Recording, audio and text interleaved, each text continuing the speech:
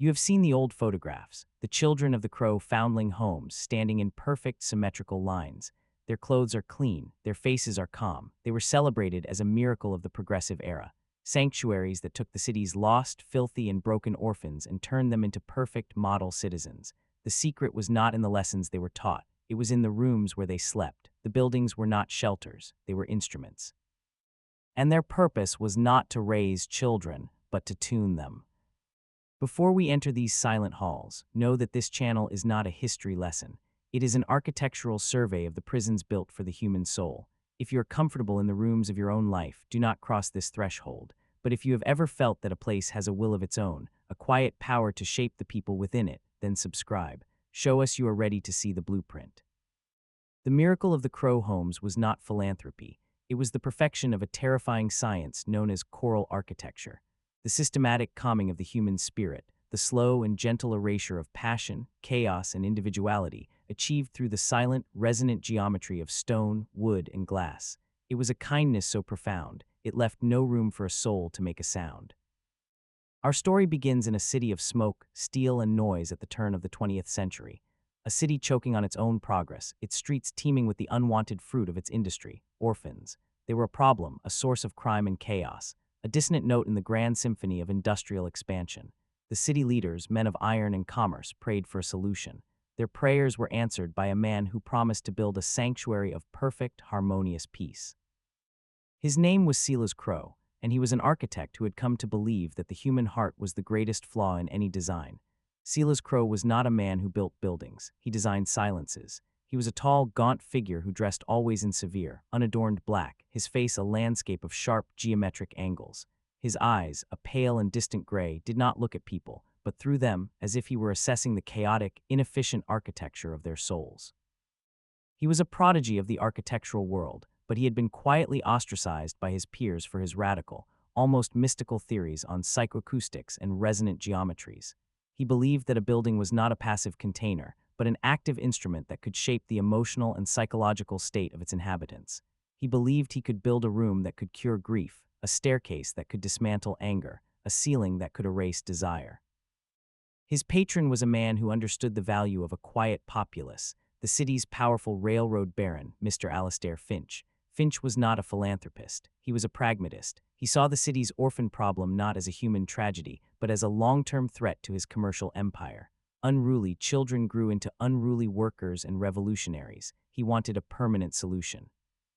He gave Crowe a fortune and a simple directive: build me a machine that produces quiet, obedient, and productive citizens.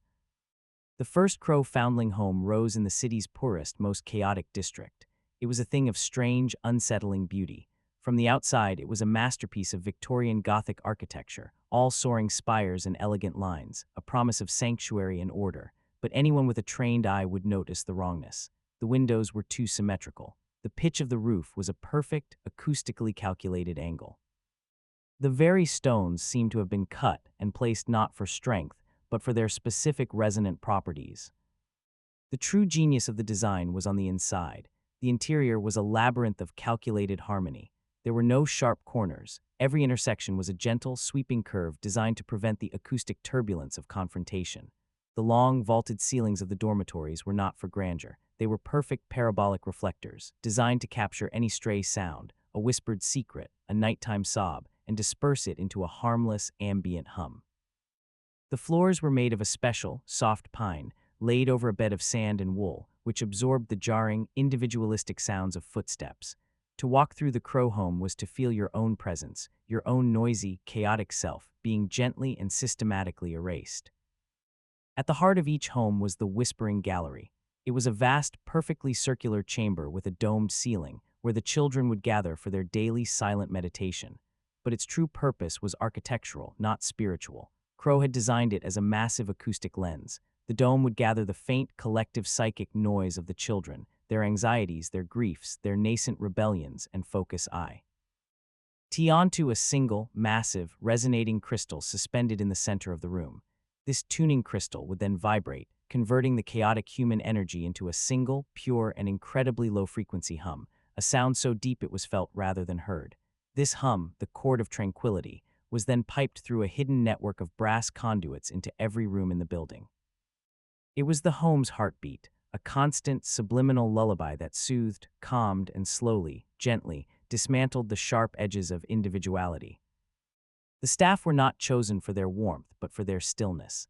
The head mistress of the first home was a woman named Matron Gray, a tall, gaunt woman who moved with a silent, gliding grace, her face a placid mask. She never raised her voice. She never had to. Her every movement was in perfect, calm harmony with the building around her. She was not a caretaker. She was a conductor, ensuring the children remained in perfect tune with their architectural instrument. The Crowe homes were hailed as a triumph of modern, scientific charity. The first children to enter were the city's refuse, street-hardened, feral, and filled with a lifetime of trauma and rage. Within months, they were transformed. Visitors to the homes, including journalists and city officials, were stunned by what they saw. They saw children sitting in perfect, calm rows, their faces serene. They heard the sound of perfect, harmonious singing, but never the sound of a child's chaotic laughter or a shouted argument. They saw order, discipline, and a profound, unsettling peace. A celebrated social reformer, Eleanor Vance, visited the first home and published a glowing article. "It is a miracle of environment," she wrote. "Mr. Crowe has proven that the savage heart of a lost child can be tamed not by punishment, but by the quiet, civilizing influence of a perfectly ordered and harmonious space. He has not built a mere orphanage. He has built a temple to the potential of a peaceful soul." What she saw as peace, however, was a vacuum. The children who graduated from the Crowe homes were models of efficiency. They were placed as apprentices in Finch's factories and as servants in the homes of the city's elite. They were praised for their diligence, their obedience, and their complete lack of troublesome ambition or emotion. They were perfect cogs for the great industrial machine, but their employers noted a strange, uniform emptiness in all of them. They never spoke of their past. They never formed strong friendships. They never displayed passionate joy or deep sorrow. They were like beautiful, handcrafted dolls, perfect in every detail, but with nothing inside. The first person to recognize the horror for what it was came from outside the system. He was a man named Thomas Blackwood, a rugged architect from the colonies, a man used to building with raw timber and solid stone, a man who believed a building should have the character of the wood it was made from. He came to the city to study its new, grand architecture and was fascinated by the designs of Silas Crowe. He gained permission to survey one of the newer homes, under the guise of studying its structural engineering. As an architect, he immediately felt the wrongness of the place. The silence wasn't peaceful, it was oppressive. The harmony wasn't beautiful, it was sterile. He took measurements, sketched the layouts, and felt a growing professional revulsion. This wasn't architecture designed for living. It was designed for something else. His suspicions deepened when he entered the whispering gallery. He felt the low, subharmonic hum in his bones, a feeling that made the hairs on his arms stand on end. He saw the great tuning crystal, suspended like a captive heart, but it was a small detail that broke the case open for him. He saw a faint, almost invisible network of cracks on the surface of the massive crystal. They were stress fractures. The crystal was being subjected to an immense, constant pressure from within. He bribed a disgruntled night watchman, a man who was slowly being driven mad by the home's oppressive silence, to let him into the gallery late one night. He brought with him a sensitive instrument of his own devising, a modified seismograph designed to measure micro-vibrations. He placed the sensor at the base of the crystal's suspension cable. The reading on the seismograph was impossible. The crystal was resonating with thousands of tiny, chaotic, and completely distinct frequencies. He was not reading one sound, but the ghost of a million sounds, all being crushed together. He was seeing the acoustic turbulence of hundreds of individual human souls, their fears, their dreams, their unspoken griefs being captured, focused, and annihilated by the building's architecture. The hum was not a sound of peace. It was the sound of souls being canceled out. His journal entry from that night is a scrawl of horrified discovery. January 14, 1902, Iha.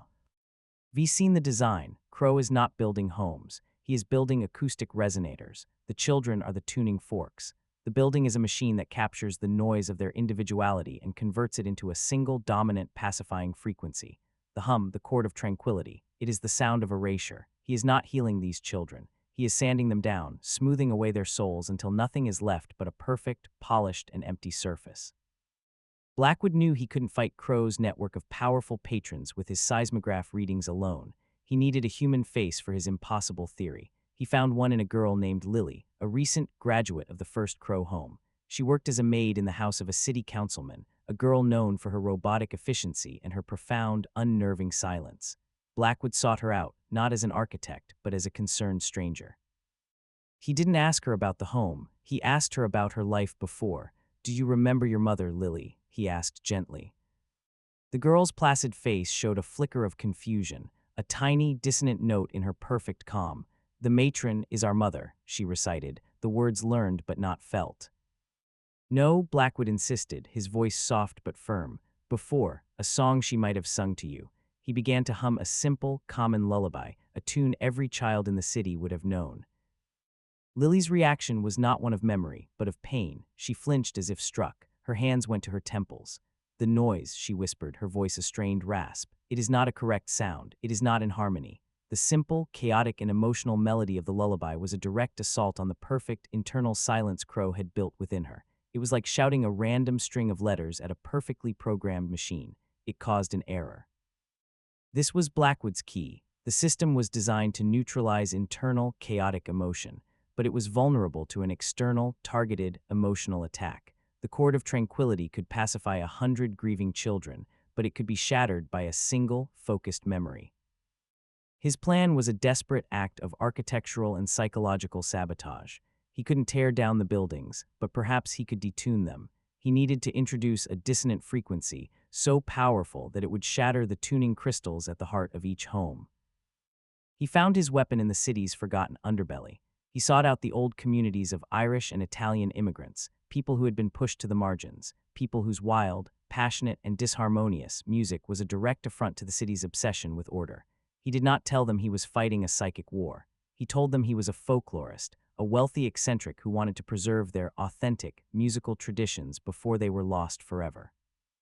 He paid them to teach him their songs, not the gentle lullabies, but the raw, powerful ones, the keening funeral dirges of the Irish, filled with uncontrolled grief, the passionate, soaring street songs of the Neapolitans, filled with chaotic joy and rage. He recorded these songs using a wax cylinder phonograph, capturing not just the melodies, but the raw, human, emotional power within them. He was creating an arsenal of pure, weaponized disharmony. This is the turning point, the moment the battle shifts from a physical to a metaphysical plane, when the rebellion is fought not with guns, but with songs. If you understand the power of a single, authentic human voice against a system of perfect, artificial harmony, then make your presence known. This is a story for the wild, the chaotic, the beautifully imperfect. Hit the like button. Subscribe. The symphony of destruction is about to begin. Blackwood's final preparation was to build a series of powerful, custom-made acoustic projectors. They were crude but effective devices, using compressed air and large brass horns to broadcast sound with immense force. His plan was to place these projectors on the rooftops of the buildings surrounding each of the 3 Crowe Foundling homes. On a single, coordinated night, he would unleash his symphony of chaos. He would broadcast the raw, passionate, and utterly human sounds of grief and joy directly at the homes, a full-frontal sonic assault on their architectural serenity. He was going to fight Silas Crowe's perfect, silent hum with the beautiful, messy noise of real life.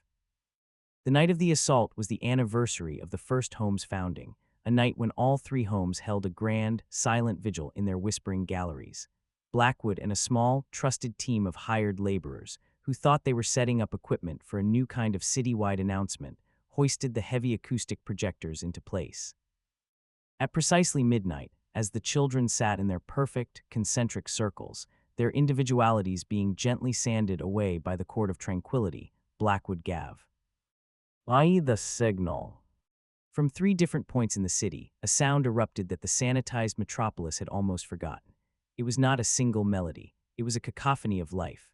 The raw, gut-wrenching wail of an Irish funeral keen, the wild, joyful shout of a Neapolitan street festival, the defiant, angry rhythm of a miner's work song, all broadcast at once, at maximum volume, directly at the harmonically tuned walls of the Crowe homes. The effect was instantaneous and apocalyptic. The stone walls, designed to absorb and neutralize gentle internal chaos, had no defense against this overwhelming, external, emotional onslaught. They began to vibrate, to shudder, as if the buildings themselves were in agony. Inside the whispering galleries, the great tuning crystals, the hearts of the machines, were subjected to an unbearable acoustic pressure. They were being bombarded with a symphony of pure, concentrated human feeling.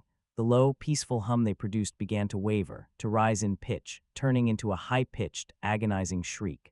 The stress fractures Blackwood had seen began to spread, to race across the surfaces of the crystals like lightning. The children, for the first time in years, felt a raw, unfiltered emotion. It was not their own, but it was real. They heard the grief in the funeral dirge and felt a phantom sorrow. They heard the joy in the festival song and felt a ghost of laughter. Their placid, serene faces contorted in confusion and pain as the perfect, smooth silence of their minds was shattered by this beautiful, terrible noise.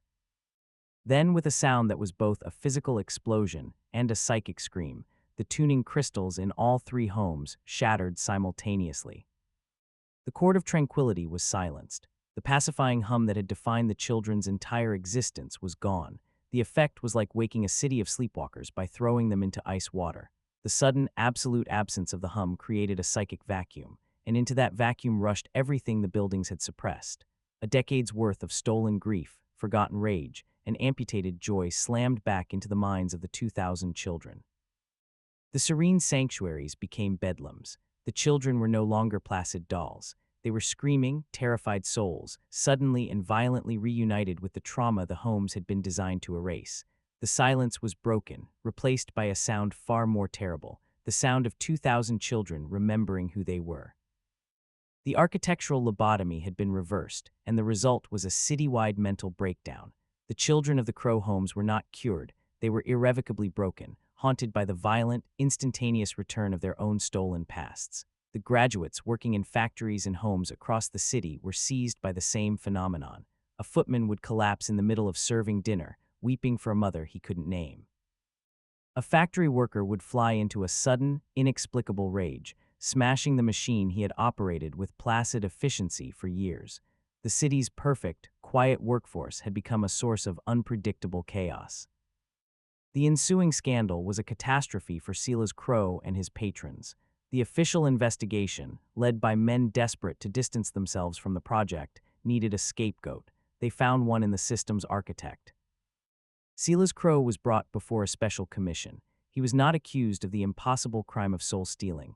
He was charged with fraud, negligence, and the creation of an unsound architectural environment that had led to mass hysteria. He defended himself with the cold, unassailable logic of his philosophy. "I did not harm them," he stated, his voice a calm monotone amidst the storm of accusations. "I brought them peace. I gave them harmony." "You are blaming the physician for the chaos that ensues when the patient rejects the cure. The flaw is not in my design. It is in the chaotic, inefficient, and ultimately flawed nature of the human heart itself." His defense was his damnation.